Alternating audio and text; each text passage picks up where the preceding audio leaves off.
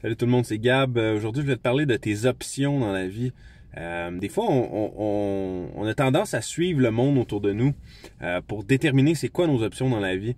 Moi, je pense que quand j'étais jeune au secondaire, tu sais, je me fiais beaucoup aux gens que je connaissais ou à mon entourage ou un peu à la société, au conditionnement en général de la société. Je regardais les autres pour me dire, pour déterminer en fait c'était quoi mes options à moi.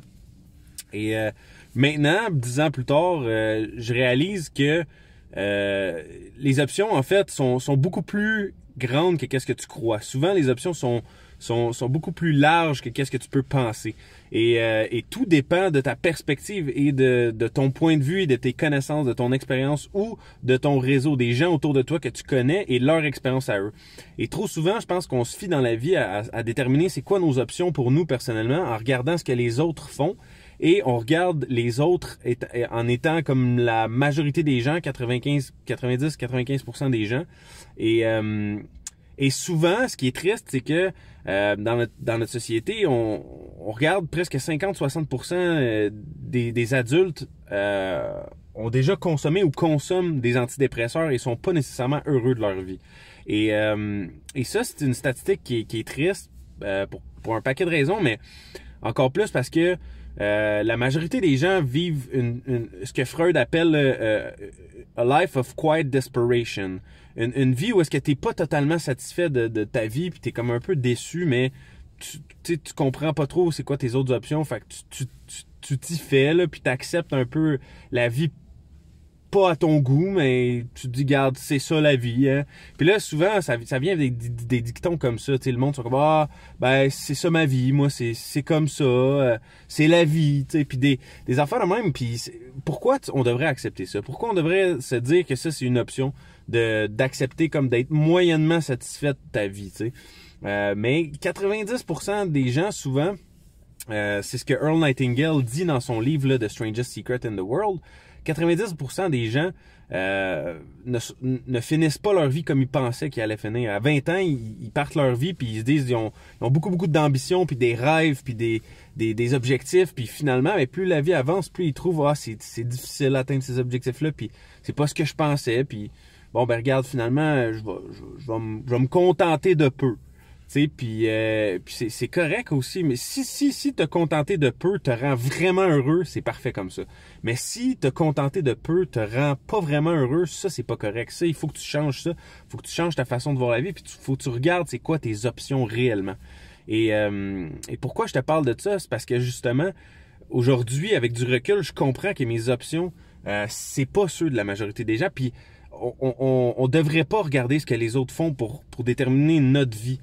Pour déterminer nos options à nous, parce que les options sont à peu près infinies et illimitées. Les options dans ta vie, là, tu peux atteindre presque n'importe quel objectif. Tu peux devenir milliardaire si tu veux. Tu peux devenir un des chanteurs les plus connus. Tu peux devenir un acteur très célèbre et avec beaucoup de succès. Tu peux aussi juste avoir une famille nombreuse et incroyablement heureuse et toujours dans le bonheur, être toujours dans le bonheur et dans l'amour.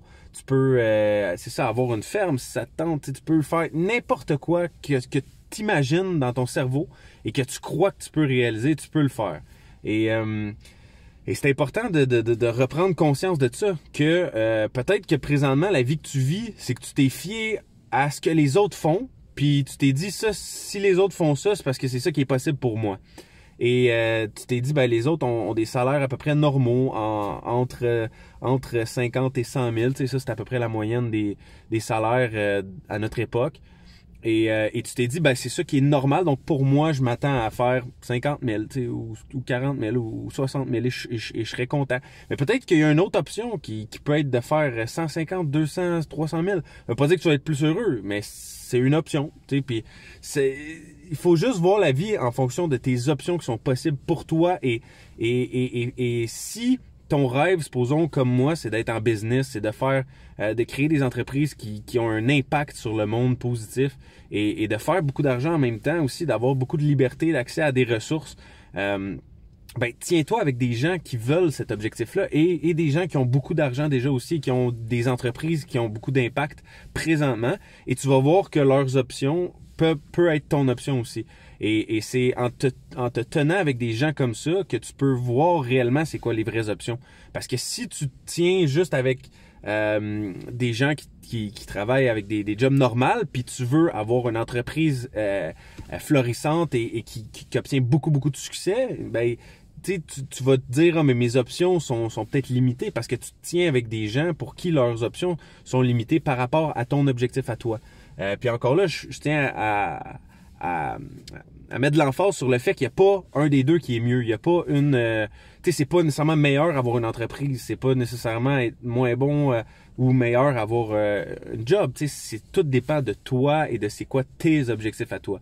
Et c'est bien important que tu réalises ça parce que tu peux perdre beaucoup de temps dans ta vie si tu te fies trop à ce que les autres font. Fait que fie-toi à toi, fais-toi confiance, puis... suis ton instinct. Puis si tu as des questions, n'hésite pas à m'écrire ça en bas, ça va me faire plaisir de t'aider. Et sur ça, je te souhaite une très belle journée. Salut tout le monde.